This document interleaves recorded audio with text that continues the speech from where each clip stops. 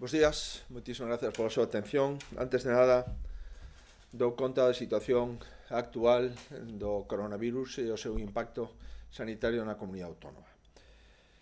A día de hoxe temos 93 persoas hospitalizadas por COVID, o 1,06% menos que fai 24 horas. O número de persoas en UCI son 17 persoas, un 5,5% menos que fai 24 horas. E o número de persoas atendidas nos domicilios aspira a 1061, un 2,4% menos que fai 24 horas. O número de falecidos ascende a 607 falecidos, un falecido máis que no día de onte. Son, sin dúbida, os datos que temos neste momento, e donde, evidentemente, esos 607 falecidos é o dato clave e fundamental que nos ten que preocupar a todos, con independencia de que o resto de persoas menos, pero algunhas sí, todas importantes, están todavía hospitalizadas e algunhas delas 17 en UCI. Son datos que demostran que Galicia se atopa, desde o punto de vista da situación nacional de España e desde o punto de vista da situación de países da Unión Europea, nunha situación sólida para abordar a reactivación social, laboral e económica que pretendemos. Os estudios epidemiolóxicos demostran que o virus, como saben, apenas circulou pola comunidade autónoma. Tanto o estudio epidemiolóxico feito polo Servicio Galego de Saúde para o Goberno Central como o propio estudio epidemiolóxico para a Xunta de Galicia acreditan que o 98% dos galegos non tivo contacto co virus, e, en consecuencia, estamos ante unha situación moi limpa desde o punto de vista do circulación interna deste virus, con independencia de que eso ten aspectos positivos, pero tamén aspectos preocupantes. A evolución da pandemia sitúanos, pois, nunha clara fase de control. Para que se faga unha idea, a ocupación das UCIs e dos hospitais por pacientes COVID baixou máis dun 90% dende o pico da pandemia. Chegamos a ter 178 UCIs ocupadas, hoxe temos 17. Chegamos a ter 946 persoas hospitalizadas, hoxe temos 93. A media dos novos positivos por PCR na última semana é de 9 casos diarios, baixando dos 460 casos diarios que tivemos durante o pico da pandemia. O número de concellos con 0 casos de transmisión comunitaria nos últimos 3 días, hai 306 concellos con 0 casos de virus de transmisión comunitaria, 289 con 7 días sin casos, 252 con 14 días sin casos e 194 con 28 días sin ningún caso de contagio. Vimos ahora de celebrar un consello extraordinario no que abordamos as eleccións autonómicas que estaban pendentes dende o 5 de abril, data inicialmente prevista e que tivo que suspenderse como consecuencia da pandemia referida. De acordo co vixente estado de alarma aprobado polo Congreso dos Diputados, que habilita expresamente a convocatoria das eleccións autonómicas e que tivo o voto favorable no Congreso dos Diputados do Partido Socialista Obreiro Español, de Podemos e de Ciudadáns, e as abstencións do Partido Popular e do Bloque Nacionalista Galego, de acordo co decreto de suspensión que comprometía a convocatoria de novas eleccións no prazo máis breve posible, de acordo coa previsión do Goberno Central de que nun mes se podría ter superadas todas as fases de desescalada no conxunto da nación española, de acordo cos informes dos diferentes expertos consultados que coinciden en que hai menores incertezas e posibles riscos, celebrándose no inicio do verán, que despois de pasar todo o verán e as portas do outono, e unha vez escoitada a opinión dos partidos políticos, o Consello da Xunta acaba de dar o visto e prace o decreto para a celebración das eleccións autonómicas o próximo 12 de xullo. Como saben, o 25 de setembro cúmprense 4 anos da celebración das últimas eleccións autonómicas e isto obriga a fixar unha data antes de que remate os 4 anos, data tope de mandato parlamentario e de mandato das urnas. A data inicial prevista, o recordarán, era o 5 de abril, pero por cautelas sanitarias, por razóns de saúde pública, suspendimos as referidas eleccións xa convocadas. E teño que agradecer que finalmente todos os partidos políticos estivesen de acordo coa suspensión electoral de aquelas eleccións convocadas e non celebradas o pasado 5 de abril.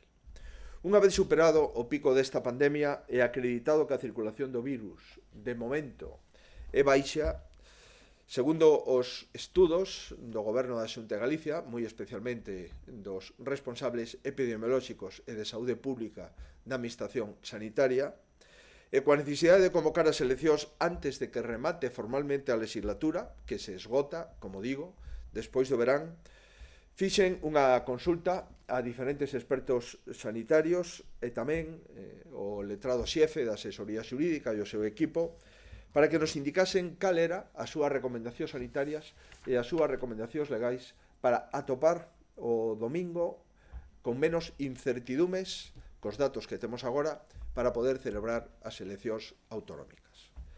Estes informes foron trasladados aos partidos para que puderan coñecelos e dar a súa opinión dun xeito máis formado, posto que eu me comprometín a escoitar esa opinión no menor prazo posible, despois de escoitar esa opinión, convocar as eleccións.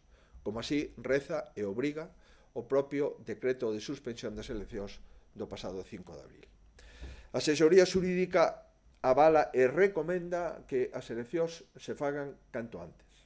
Os expertos sanitarios están de acordo en que é menos inseguro celebrar as eleccións ao inicio do verán que despois de recibir a visita de miles de turistas de outras comunidades autónomas, basicamente turismo nacional, durante os meses de xullo, agosto e setembro. O ano pasado recibimos durante esos meses 1.700.000 turistas. Considerando que casi o 80% do turismo que recibe Galicia é un turismo nacional, considerando que boa parte dos turistas que visitan Galicia veñen das comunidades autónomas de Castela, León e Madrid, e considerando que este ano, a ben seguro, non se producirá esta 1.700.000 turistas que tuvemos o pasado verán, pero o certo é verdade é que o maior risco que temos neste momento para que circule máis virus en Galicia é xustamente o recibimento de miles de turistas que espero podamos ter este verán en condicións de seguridade. En o ámbito dos partidos, Partido Popular de Galicia, En Marea e Ciudadanos estiveron de acordo coa opinión dos expertos e consideran que celebrar as eleccións si sanitariamente están garantidas é un bon momento no mes de xullo.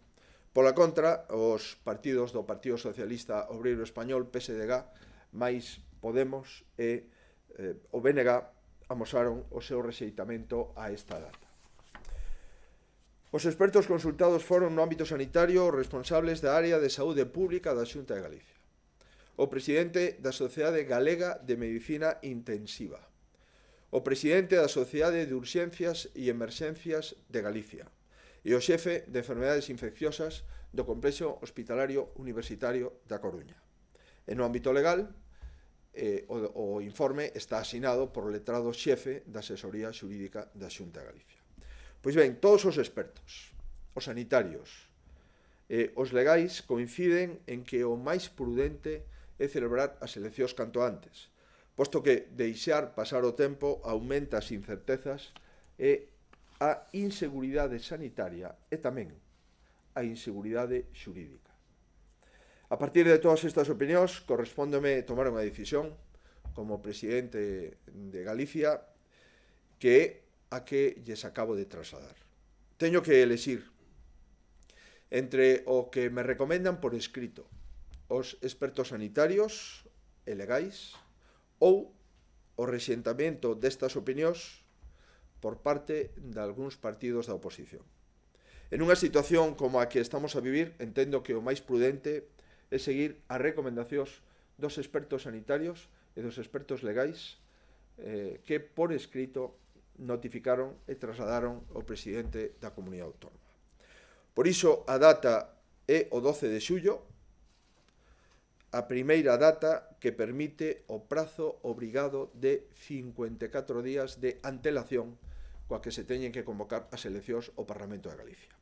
A celebración de eleccións neste contexto, lles podo asegurar que me resulta tan inoportuna como a quen máis. Pero a legislatura remata, e a miña obriga é que Galicia teña un presidente lexítimo. Lexítimo para que sexa elexido durante o período do mandato que vence inevitablemente a partir do 26 de abril.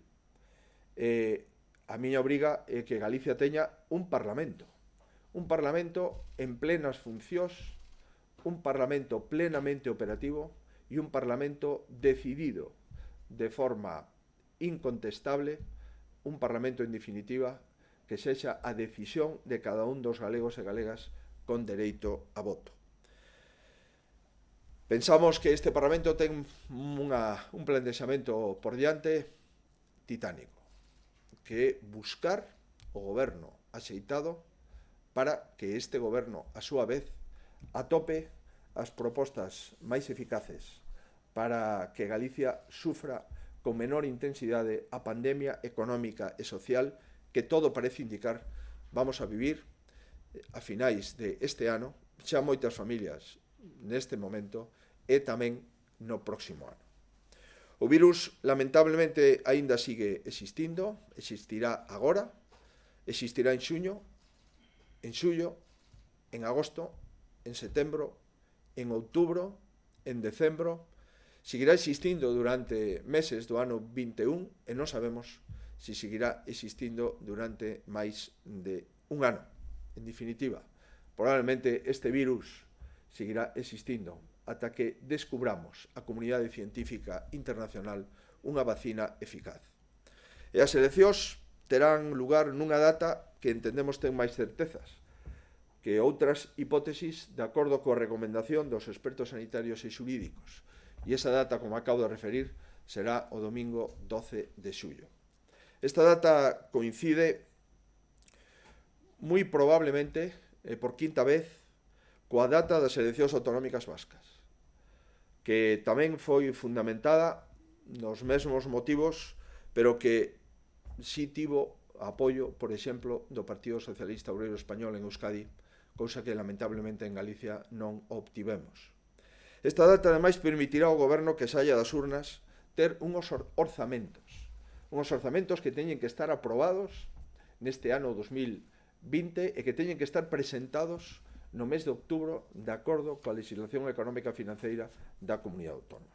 E, por suposto, estas eleccións se celebrarán con todas as garantías de seguridade sanitaria, tanto para que poidan votar todas as persoas que queiran votar, con independencia do seu lugar de domicilio ou idade, como tamén para as persoas que teñen que estar na mesa electoral durante a xornada de votación. Dende xa, poñémonos tamén a completar os protocolos de seguridade para que se poida participar nestas eleccións con todas as garantías.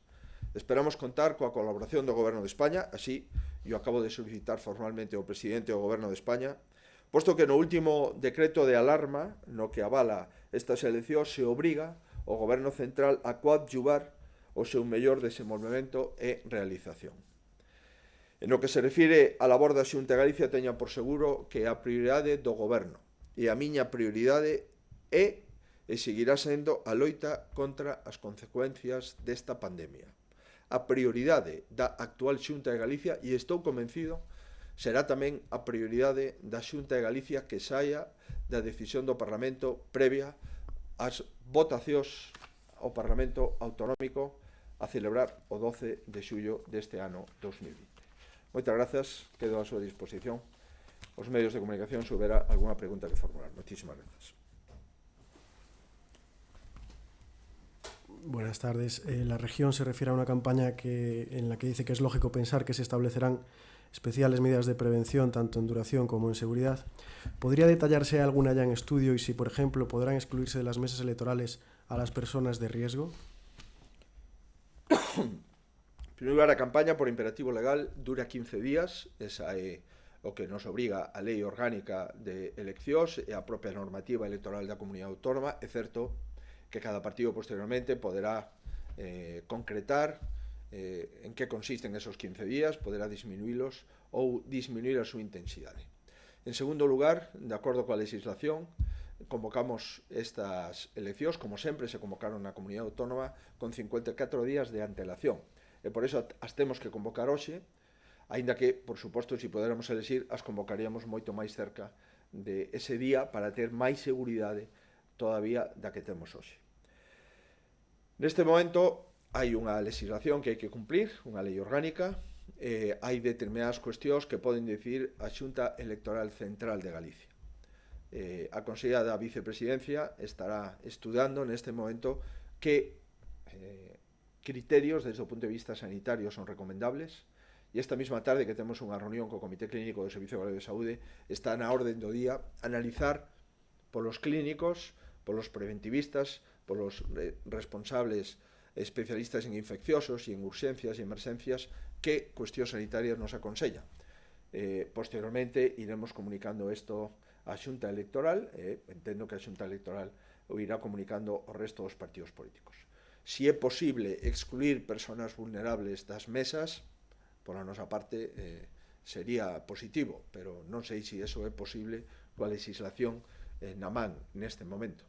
Entendo e desexo que nesta convocatoria que iniciamos en Galicia e probablemente en Euskadi e que vamos a innovar as eleccións que se producen ou que se van a producir en España e que probablemente estean sometidas ás mesmas reglas e mesmas limitacións as eleccións municipais ou as eleccións autonómicas de outras comunidades ou eleccións xerais incluso, esperemos ter a colaboración de todos e a interpretación máis favorable para garantir a saúde pública e o cuidado da saúde das persoas. Eso é o espírito que vai animar calquer proposta ou calquer protocolo que propoña a Xunta de Galicia.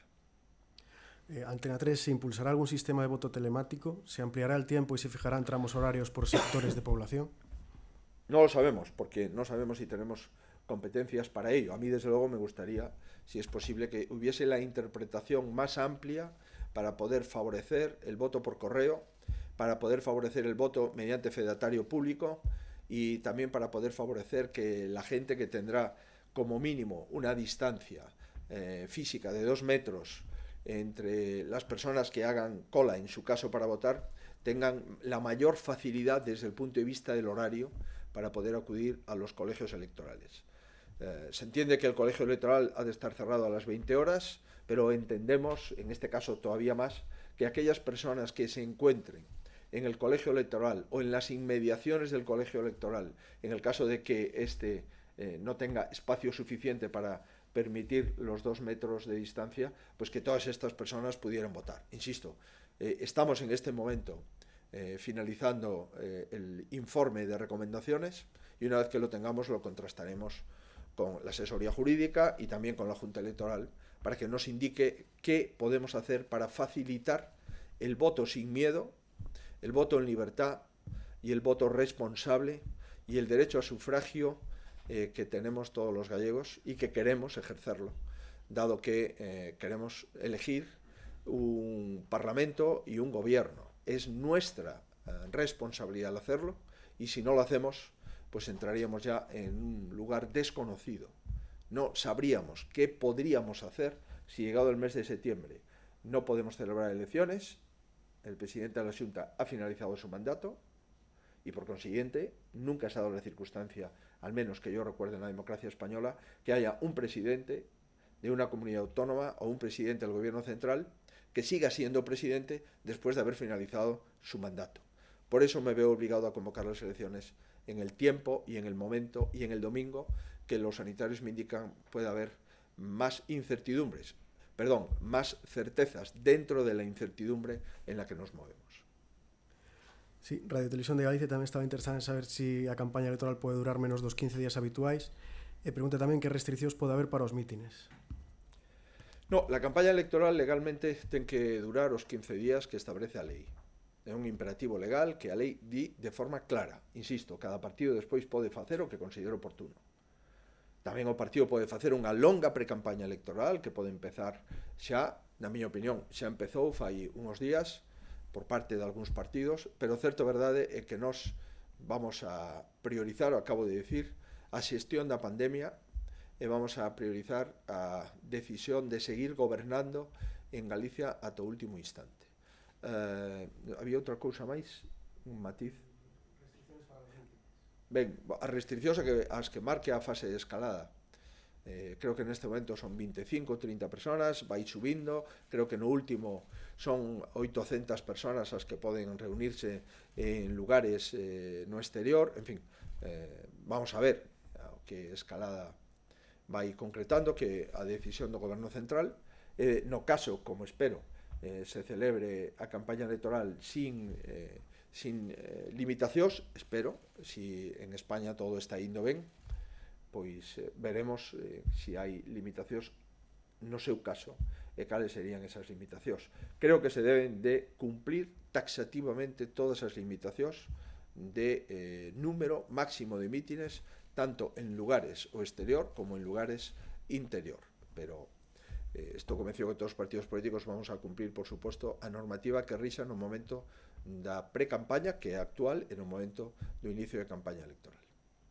Sobre la duración de la campaña, Europa Press pregunta si buscará un acuerdo político para hacerla más corta o dará la directriz de que la del PP sea más corta y en qué medida.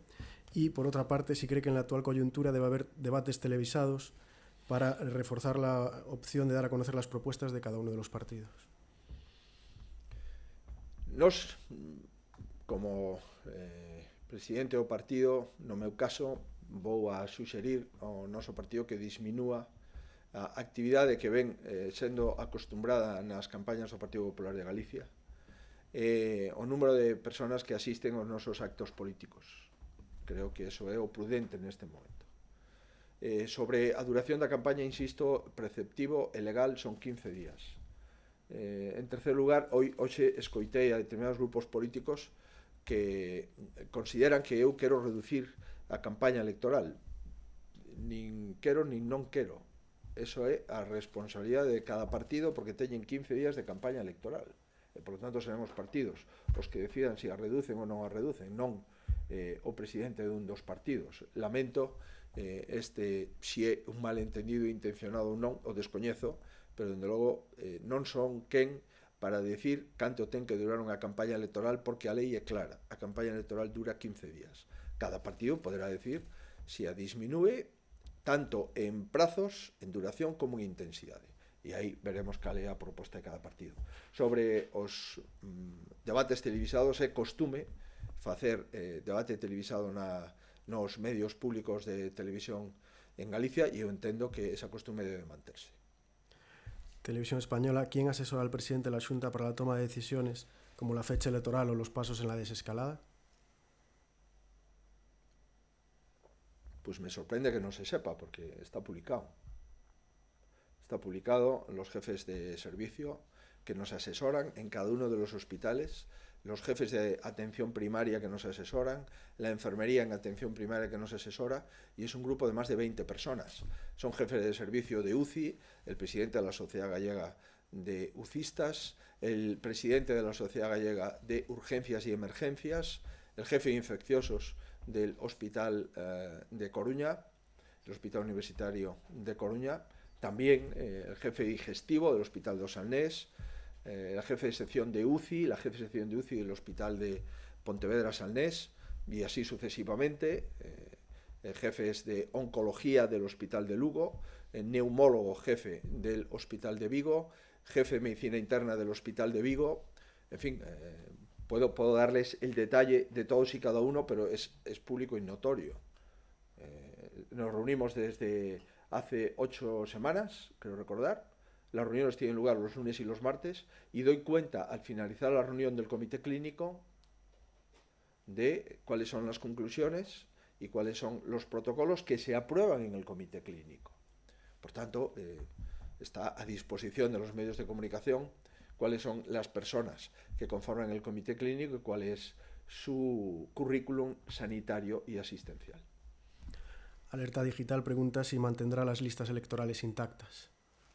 Eso lle corresponde ao Comité Electoral de Galicia, pero eu entendo que basicamente o que era bo para o 5 de abril debe de seguir sendo bo para o 12 de xullo. Estas eleccións non foron unhas eleccións que se me ocurre convocar. Estas eleccións estaban convocadas.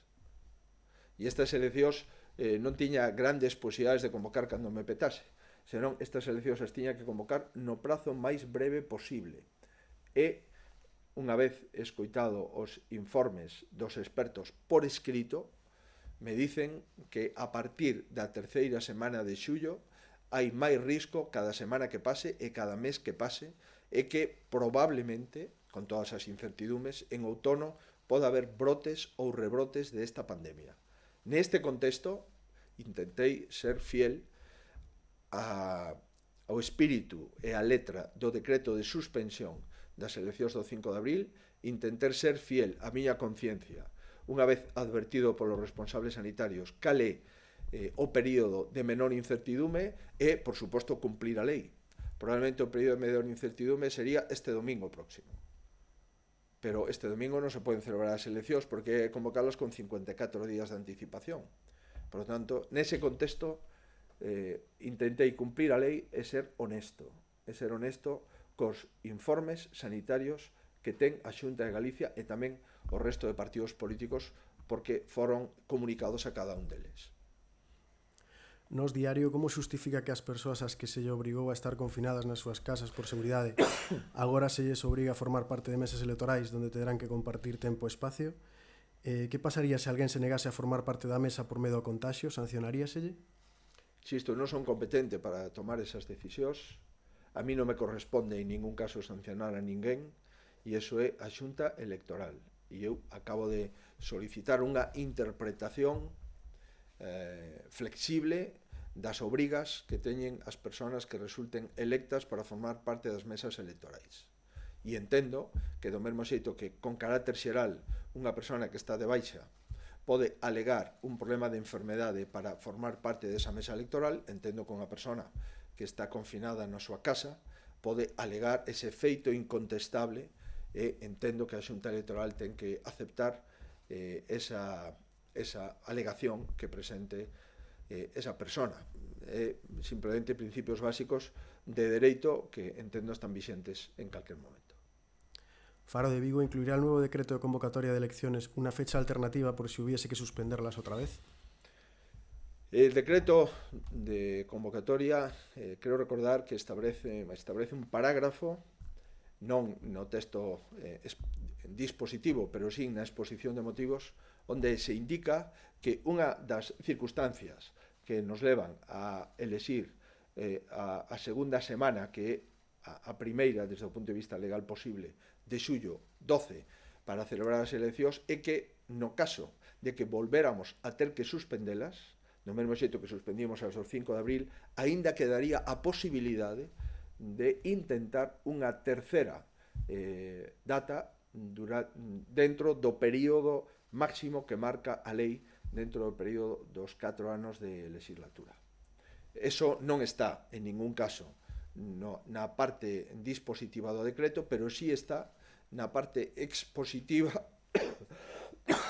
como unha das cuestións nas que se basea razonamentos xurídicos nesa exposición de motivos, que é unha exposición de motivos longa, na miña opinión, sistematizada desde o punto de vista xurídico, descriptiva da situación tan atípica que estamos a vivir dende principios de marzo. La Voz de Galicia, tendo en conta que o proceso electoral comeza de cero e hai que presentar de novo coalicións e listas, ten vontade de reabrir negociacións con Ciudadanos Galicia? Parecelle ben que en Marea pregunte agora aos seus inscritos se presentan candidatura? Sobre o que fan outros partidos políticos, a mí non me corresponde en ningún caso ter opinión, e moito menos dende este atril. Quero decir que eu lle agradezo aos dous partidos que acabo de referir pois a súa honestidade na forma de entender que si os expertos así o indican e si hai seguridade sanitaria, as eleccións se deban de celebrar no mes de xullo. E máis, Marea propuxo que se celebraran exactamente o 19 de xullo. O 19 de xullo tiven que descartalo por unha razón, porque os informes dos expertos Un deles indica que a terceira semana de xullo pode haber algún risco de maior rebrote que en semanas anteriores. E, polo tanto, a data do 19 de xullo entendín que non podía utilizala como consecuencia de unha advertencia que aparece nun dos 3 informes dos expertos sobre posible coalición con Ciudadanos. Teño tamén, é xusto decilo, que durante todo este período que tuvemos 5 ou 6 reunións cos partidos políticos para darlle conta de como iba evolucionando a pandemia, e a última para dar conta dos informes dos expertos, a responsable de Ciudadanos en Galicia e candidata á presidencia da Xunta foi impecable desde o punto de vista de razonamentos e desde o punto de vista de actitude política. Teño que decirlo e agradecelo. E en relación con posibles consideracións futuras, eu acabo de referir que supoño que a Xunta, o Comité Electoral en Galicia do Partido Popular terá a última palabra en relación con modificación de listas electorais, pero me dá a sensación, insisto, que esas listas electorais de abril teñen todo vigor e toda a vixencia para xullo, porque, reitero, todos os que iban nas listas non foron en ningún caso responsables da situación que vivimos nos últimos meses. Neste momento, a idea era ter un Parlamento plenamente operativo e un goberno da Xunta de Galicia plenamente operativo tamén. Non foi posible. Temos un goberno da Xunta de Galicia operativo, pero o Parlamento non está operativo porque está disolto. Por tanto, está nunha situación excepcional. El País indica que el candidato del PP al Endacari ha criticado la celebración de elecciones en julio y ha acusado a Urkullu de elegir la fecha por intereses partidistas. ¿Coincide con su compañero de partido en que Urkullu elige julio por intereses partidistas? No me ha dicho a mí eso el candidato del Partido Popular en Euskadi. Por tanto, yo le puedo informar de lo que me ha dicho a mí. Y lo que me ha dicho a mí es que cree que en esta situación sanitaria, si el Endacari considera que es la situación de menor incertidumbre sanitaria, y el Endacari así lo considera, que el Partido Popular en Euskadi no iba a pronunciarse en contra de esta decisión del Endacari. Esto es lo que me ha dicho a mí. Por cierto, es lo que he visto también comunicado en algunos medios de comunicación del País Vasco. Lo he visto publicado. Pero, en fin, desconozco cuál es la última versión de mi compañero Carlos Iturgaiz al respecto. El Mundo cree que a xestión que fixo a Xunta desta crise sanitaria vai ter impacto no resultado electoral? Non o sei, eso yo podo decir ás 23 ou ás 0 horas do día 12 de xullo, non o sei. O que sí é que nós vamos a seguir xestionando esta crise sanitaria, vamos a seguir aprobando medidas económicas e sociais para mitigala, vamos a seguir traballando por Galicia porque ese é o noso compromiso, a nosa vocación e o noso mandato.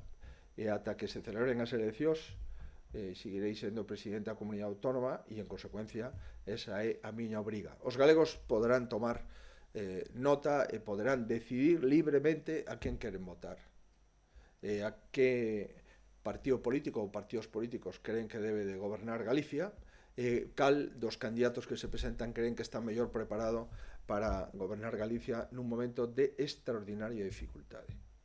Xa gobernamos Galicia na crise do ano 9, 10 e 11, e podo asegurar que a crise que xa está petando nas portas en algunhas familias xa dentro da súa casa, que vamos a sufrir no ano 20, vai a ser dolorosísima.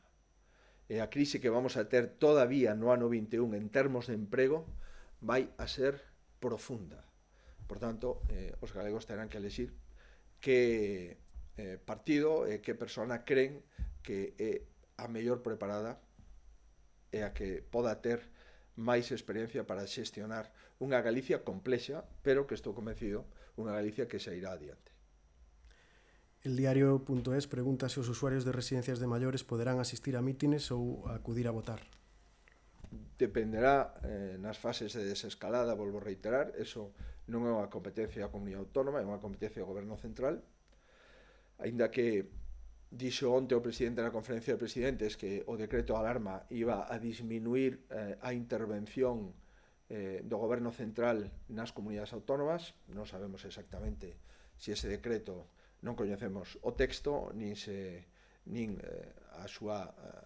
a amplitude, por tanto, a primeira pregunta non o podo trasladar. A segunda pregunta, se unha persona maior que non pode sair da residencia para votar, se pode votar igual que en todas as eleccións que se celebraron, tanto o Parlamento de Galicia, os concellos e as Cortes Xerais. Claro que pode, a través de fedatario público, e obriga do fedatario público ir a unha residencia a testimoñar o voto libre de unha persona maior, no caso de que non poda sair da residencia, ou entendo que a norma de correos terá algunha previsión ao respecto para as persoas que non poden acudir ás oficinas, que entendo que poden acudir outra persona a través de un poder bastante que dé un fedatario público. Insisto, a fórmula son exactamente iguais a todas as eleccións democráticas que tuvemos en España desde fai 40 anos.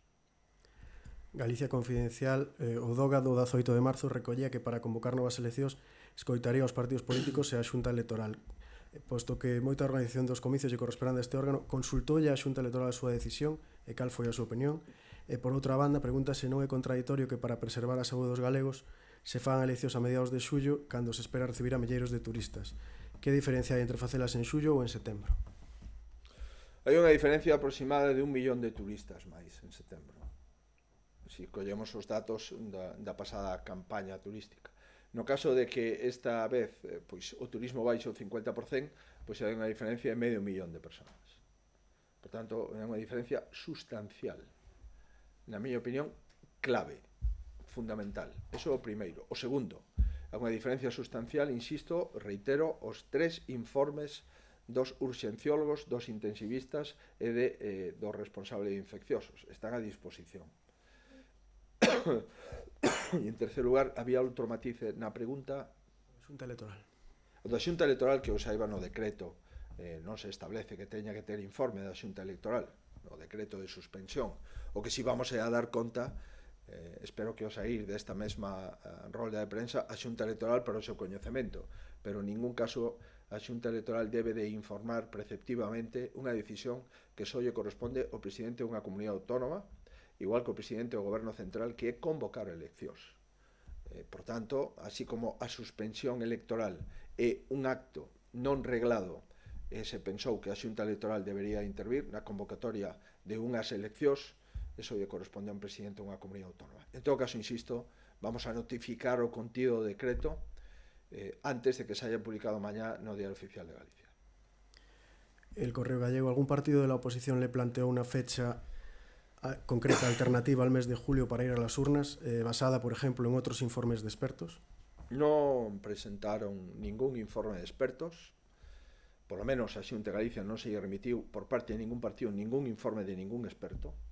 En segundo lugar, hai algún partido que dixo que era mellor facelas en setembro, outro que incluso dixo que podía ser en agosto, e outro que dixo que se non se poden celebrar eleccións, pois en outubro o que podíamos era ver con un acordo dos grupos como podíamos gobernar en Galicia.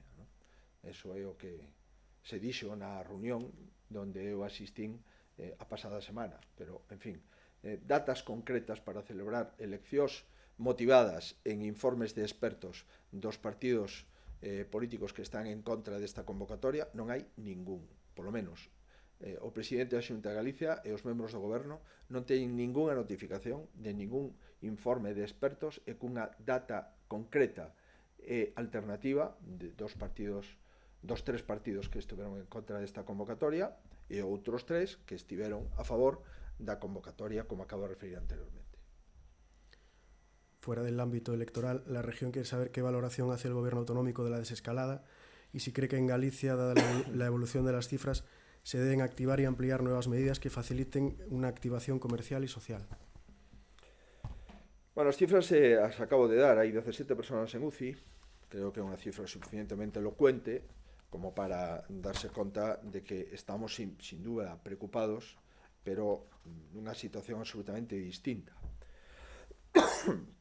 O 59% das camas de UCI en Galicia están baleiras. E máis de 3.570 camas de hospitalización están baleiras. Nunca tuvemos tanta capacidade asistencial na nosa historia, nin cando éramos Insalud, nin dende o ano 91 cando somos Servicio Galego de Saúde.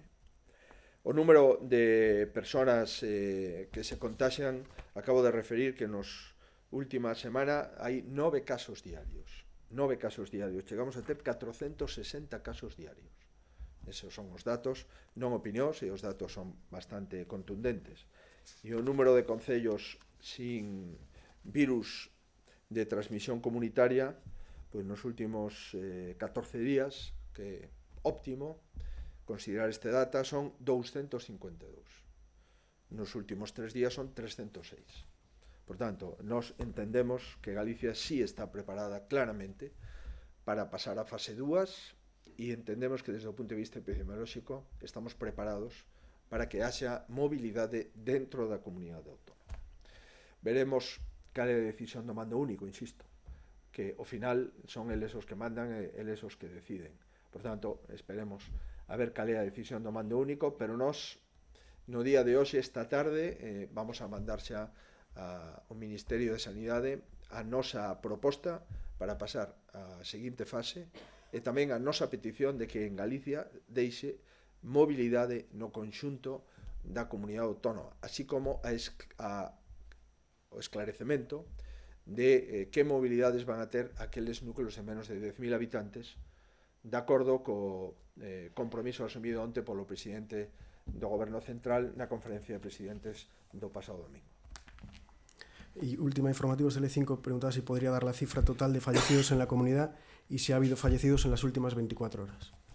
Sí, el número total de fallecidos en la comunidad autónoma gallega son 607.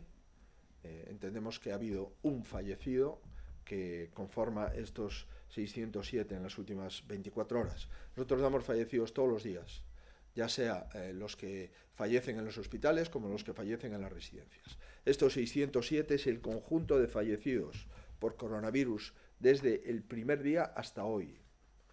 Y decirles que la tasa de letalidad, que es la tasa de fallecidos por número de contagiados, Galicia está entre las dos comunidades autónomas con menor tasa de letalidad.